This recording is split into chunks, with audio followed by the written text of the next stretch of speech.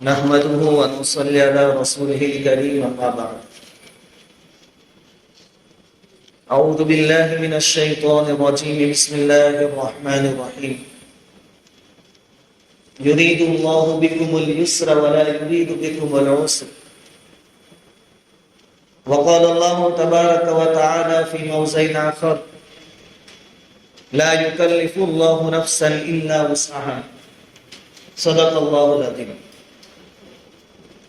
وفي رواية قال رسول الله صلى الله عليه وسلم: إن الدين يسر، أو كما قال عليه الصلاة والسلام. بزرگوں اور پیارے بھائیوں، اللہ تعالیٰ کا بڑا کرم اور بڑا احسان ہے کہ اللہ تعالیٰ نے ایک بہت ہی آسان دین ہمیں عطا فرمایا ہے.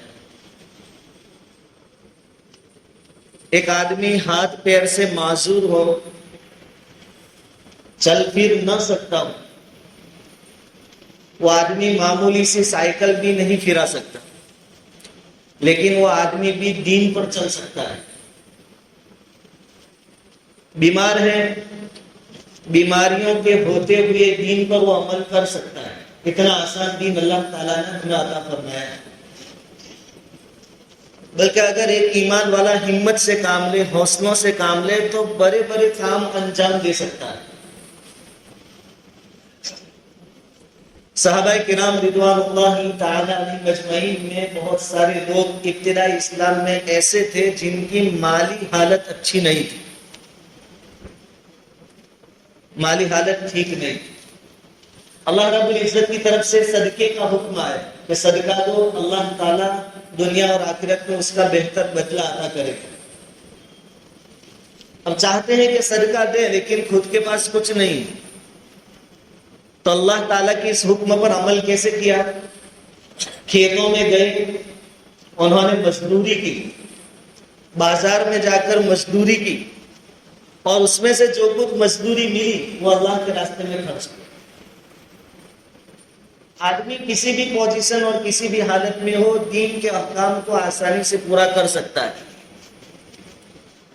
غزوہ احد کے موقع پر اللہ رب العزت کے لاڈلے نبی صلی اللہ علیہ وسلم نے صحابہ کرام کو حکم دیا کہ ہمیں لڑائی کے لیے جانا ہے. اب چونکہ اگلے سال بدر کے موقع پر مشرکین کی بہت بڑی شکست ہوئی تھی، ہار ہوئی تھی، اس لیے اس مرتبہ بڑی تیاری کے ساتھ آئے تھے غزوہ احد کے موقع پر. تو تعداد زیادہ ہو یہ بھی ضروری تھا مسلمانوں کے. جو بھی شریک ہو سکتا تھا شریک ہو رہا تھا. ایسے میں ایک صحابی ہے، حکایت صحابہ میں حضرت شیخ رحمۃ اللہ علیہ نے اس واقعے کو نقل کیا ہے. ان صحابی کا نام تھا حضرت عمرو بن جموح رضی اللہ تعالیٰ عنہ. اب یہ پیر سے لنگڑے تھے، چل نہیں سکتے تھے. ان کے 4 بیٹے تھے اور چاروں بیٹے جہاد میں شریک ہوتے تھے اور ہمیشہ حضور صلی اللہ علیہ وسلم کی خدمت میں حاضر رہتے تھے. وہ بیٹے بھی احد کی لڑائی میں شریک ہونے کے لیے تیاری کر رہے تھے. ان کو بھی شوق ہوا کہ اللہ کے رسول کا حکم ہے اور میں نہ جا سکوں، اور شہادت اگر نصیب ہوئی تو انعام میں جنت ملے گی، اللہ کی رضامندی ملے گی، مجھے بھی جانا ہے. لیکن پیروں سے معذور ہے، اور معذور کے لیے حکم نہیں تھا. معذور کو شریعت نے اجازت دی تھی کہ آپ شریک نہ ہو، لیکن انہوں نے اپنا ارادہ ظاہر کیا. لوگوں نے ان کو سمجھایا کہ آپ کے 4 بیٹے ہیں، سب جا رہے ہیں جہاد میں، آپ کی طرف سے کافی ہے، آپ شریک نہ ہو. انہوں نے جواب دیا کہ یہ کتنی بری بات ہوگی کہ میرے بیٹے تو جنت میں جاوے اور میں رہ جاؤں. ہمارے یہاں 3-4 لڑکے اور ایک جماعت میں ہو، 40 دن، 4 مہینے، 3 دن، اور پھر دوسرے کی تشکیل ہو، تو ہم کیا کہیں گے؟ بھائی گھر کو تالا مار دے، سب نکل جائے. یہاں 4 تو اللہ کے راستے میں ہے اور وہاں واپسی نہیں ہے، وہاں تو اللہ کے راستے میں شہید ہونے کے لیے جانا ہے. لوگ سمجھا رہے ہیں کہ آپ شریک مت ہو، لیکن عمرو بن جموح رضی اللہ تعالیٰ عنہ کہتے ہیں کہ یہ تو بہت بری بات ہوگی کہ بچے شریک ہو اور میں نہ جاؤں، وہ جنت میں جاؤں اور میں رہ جاؤں. اور اس وقت کی عورتوں کا مزاج، ان کی جو عورت تھی انہوں نے ان کو ذرا چڑھایا اصل وہ بھی چاہتی تھی کہ یہ بھی شریک ہو جہاد، ان کو بھی شہادت نصیب۔ انہوں نے لوگوں سے کہا، ان کی عورت نے، کہ مجھے نہیں لگتا کہ یہ جاوے، اور اگر گئے بھی تو بھاگ کر واپس آ جائیں۔ ان کو اور جوش آیا، قبلے کی طرف بیٹھ گئے، ہاتھ اٹھائے، اللہ تعالیٰ سے دعا کی کہ اللہ میں تجھے راضی کرنے کے واسطے گھر سے نکل رہا ہوں، اور ایک دعا کی، اللہم لا تردنی الی اہلی، کہ اللہ مجھے گھر واپس مت بھیجنا۔ ہم آدھے دنوں میں دعا کر سکتے ہیں کہ اللہ مکہ اور مدینے کی موت نصیب فرما، لیکن کوئی حج عمرہ پر جاوے اور وہاں مانگ کے دکھا کہ اللہ بھاگ گیا ہوں یا موت سے، یا ہم سے نہیں ہو۔ وہاں تو سب سے کہیں گے فون پر، بس سب ارکان اچھی طرح ادا ہو گئے، دعا کرو صحیح سلامت گھر واپس۔ اور یہ وہاں کہہ رہے ہیں جاتے وقت قبلے کی طرف ہاتھ اٹھا کر کہ اللہ لا تردنی الی اہلی، مجھے واپس نہیں آنا ہے۔ خیر یہ نکلے، جیسے بھی جا سکتے تھے، سینہ تان کر جا رہے ہیں، اور لڑائی میں شہید ہو گئے۔ ان کا ایک بیٹا بھی شہید ہو گیا۔ احد کے موقع پر مسلمانوں کو نقصان ہوا تھا، 70 بڑے بڑے صحابہ کرام شہید ہوئے تھے، یہ بھی شہید ہو گئے۔ لڑائی ختم ہونے کے بعد ان کی بیوی آئی تاکہ شوہر اور بیٹے کی نعش کو مدینہ واپس لے آئے، اونٹنی لے کر۔ اونٹنی پر لاشیں رکھی اور اونٹنی کو مدینے کی طرف کر رہے ہیں، لیکن اونٹنی چلتی نہیں۔ بہت کوشش کی، تھوڑا مارا بھی اونٹنی کو، لیکن اونٹنی تیار نہیں ہے جانے کے لیے۔ وہ چلتی ہے تو کدھر؟ واپس جا رہی ہے احد کی طرف، میدان کی طرف۔ انہوں نے آ کر حضور صلی اللہ علیہ وسلم کو پورا معاملہ بتایا کہ ایسا ہے۔ حضور نے فرمایا کہ اونٹنی کو یہی حکم ہے، مدینہ نہیں آئے۔ حضور نے پوچھا کہ گھر سے جب نکلے تو کچھ کہہ کر گئے تھے؟ کہا کہ یہ دعا کی تھی کہ اللہ مجھے واپس مت لوٹانا۔ حضور نے کہا کہ ان کی دعا قبول ہوئی، ان کو یہی دفن کرنا پڑا۔ حوصلے چاہیے انسان، پیروں سے لنگڑے تھے، معذور تھے، لیکن بڑے سے بڑے احکام شریعت کے بہت اچھی طرح وہ لوگ ادا کرتے تھے۔ آج ایک فضا اور ماحول ہمارے سامنے کیا بن رہا ہے کہ اب تو ہر طرف گناہ گناہ، فتنے فساد کا دور ہے، بے حیائی کا دور ہے، اور ایسے ماحول میں کوئی گناہوں سے کیسے بچ سکتا ہے؟ ہر معاملے میں سود آ رہا ہے، تو گناہوں سے بچنے والا آدمی بھی تھوڑی مدت کے بعد گناہوں میں مبتلا ہو جاتا ہے، کب بچنا ممکن نہیں۔ لیکن یہ ہماری سوچ بالکل غلط ہے۔ اللہ تعالیٰ نے قرآن پاک میں فرمایا ہے، لا یکلف اللہ نفسا الا وسعها، اللہ تعالیٰ طاقت سے زیادہ کسی کو مکلف نہیں بناتا۔ اللہ کو یہ پہلے سے معلوم تھا کہ ایسا دور بھی آنے والا ہے جب گناہ عام ہو جائے گا۔ اگر گناہوں سے بچنا واقعتاً ممکن ہی نہ ہوتا تو اللہ تعالیٰ پھر بچنے کا حکم بھی نہ دیتا، کیونکہ اللہ خود کہہ رہے ہیں کہ جو تم سے نہ ہو سکے ویسے احکام میں نہیں دیتا۔ تو ایسے وقت میں بھی ہم گناہوں سے بچنا چاہے تو بچ سکتے ہیں، ماحول کوئی بہانہ نہیں ہے، کوئی عذر نہیں۔ فرعون جس کا دعویٰ تھا انا ربکم الاعلی، میں رب ہوں، سارا سسٹم میں چلا رہا ہوں، ان کے گھر میں حضرت آسیہ رضی اللہ تعالیٰ عنہ، یہ پکی ایمان والی، مضبوطی کے ساتھ ایمان پر دیتی ہے، تو ان کو کیسا ماحول ملا؟ حضرت آسیہ کو کون سا ماحول ملا؟ فرعون کون سا نمازی آدمی تھا، کون سی تسبیح پڑھتا تھا؟ شرک والا ماحول، لیکن وہ اپنے ایمان میں مضبوط۔ ابراہیم علیہ السلام، آپ کے تو والد یہ خود مورتیاں بناتے تھے، ان کو کون سا ماحول ملا؟ وہ کون سی خانقاہوں میں بیٹھے ہوئے تھے، لیکن ایسے ماحول میں بھی وہ جمے رہے اور اپنا جو مشن تھا، اپنی جو ذمہ داری تھی، ان کو پورا کیا۔ تو ماحول کوئی بہانہ نہیں۔ اور اللہ تعالیٰ فرماتے ہیں یرید اللہ بکم الیسر، میں تمہارے لیے آسانی چاہتا ہوں۔ حضور دوسری طرف ارشاد فرمائے ان الدین یسر، دین آسان ہے۔ اب اگر کوئی عقیدے کے حساب سے مانتا ہے کہ گناہوں سے بچ ہی نہیں سکتے، علماء نے فرمایا کہ آدمی کافر ہو جائے گا، کیونکہ اللہ اور اس کے رسول کی بات کو جھٹلا رہا ہے۔ اس لیے ماحول سے متاثر نہ ہو۔ آدمی گناہوں سے بچنا چاہے بچ سکتا ہے، کیسے بچیں گے؟ اللہ تعالیٰ نے اس کا انتظام پہلے سے فرمایا قرآن پاک میں۔ سورہ فاتحہ ہم پڑھتے ہیں، روزانہ پڑھتے ہیں، کیا پڑھتے ہیں؟ ایاک نعبد و ایاک نستعین، الہا ہم تیری ہی عبادت کرتے ہیں اور تجھ ہی سے مدد چاہتے ہیں. کائیں کی مدد؟ اہدنا الصراط المستقیم، ہمیں سیدھے راستے پر چلا. تو پہلا قدم ہمارا یہ ہے کہ ہم اللہ سے مدد مانگے کہ تو ہی بچا سکتا ہے، تو ہمیں گناہوں سے بچا. اللہ تعالیٰ ہی بچا سکتا. دوسرے ایک عجیب بات، حضرت یونس علیہ السلام کو مچھلی نے نگل لیا. اللہ کی مشیت تھی، اللہ کی چاہت تھی، جو ہونا تھا ہوا، نگل لیا. اب جب اندھیروں میں گر گئے، پھنس گئے، مچھلی کے پیٹ کا اندھیرا ہے، سمندر کا اندھیرا ہے، رات کا اندھیرا ہے، انہوں نے ان اندھیروں میں اللہ کو پکارا، لا الہ الا انت سبحانک انی کنت من الظالمین. الہ میری غلطی ہو گئی، جلد بازی ہو گئی، میری بھول ہو گئی، آپ کے علاوہ کوئی بچانے والا نہیں. اللہ تعالیٰ کیا فرماتے ہیں؟ وَنَجَّيْنَاهُ مِنَ الْغَمِّ، ہم نے یونس علیہ السلام کو گھٹن جو محسوس کر رہے تھے مچھلی کے پیٹ میں، اس سے نجات دی. آگے فرماتے ہیں وَكَذَلِكَ نُنْجِي الْمُؤْمِنِينَ، اور ہم مومنوں کو اسی طرح نجات دیتے رہتے ہیں. اب ایک سوال ہوتا ہے کہ اسی طرح نجات یعنی کہ ہم میں سے ہر ایک مچھلی کے پیٹ میں جائے گا؟ ہر مومن مچھلی کے پیٹ میں جاتا ہے کہ اللہ تعالیٰ وہاں سے نجات دیں گے؟ ہمارے لیے جو بگڑا ہوا ماحول ہے یہی مچھلی کا پیٹ ہے. یہ جو اندھیرے ہیں ہمارے سامنے، گناہوں کے اسباب، گناہوں کا عام ہو جانا، بے پردگی، عیاشی، فحاشی، یہ ہمارے لیے مچھلی کا پیٹ ہے.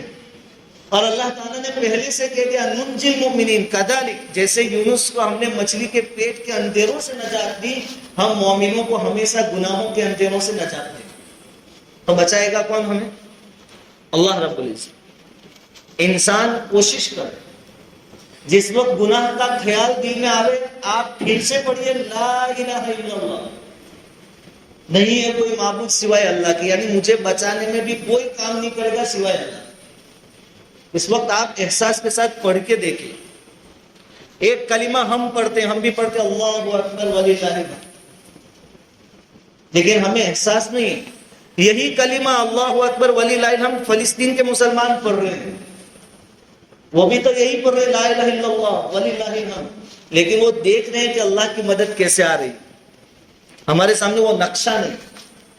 گناہوں کا زور، نفس اور شیطان کا جب زور آوے، آپ پڑھیے لا الہ الا اللہ، اللہ اس سے بچانے والا ہے، کوئی اور بچانے والا.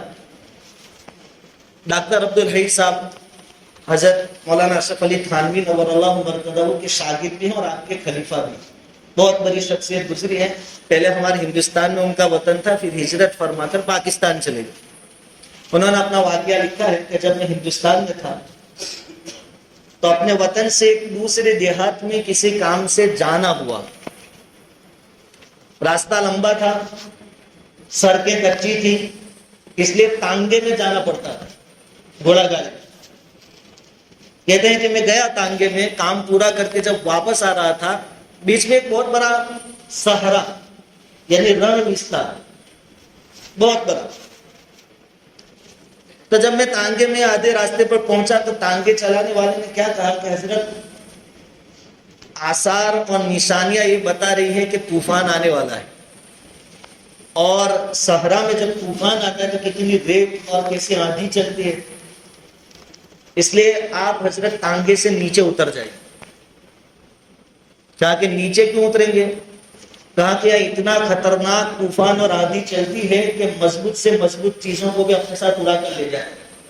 اگر ہم تانگے میں بیٹھے رہے تو ایسا نہ ہو کہ تانگے کے ساتھ ہم کو اڑا کر لے جائے. آپ نیچے اتر گئے.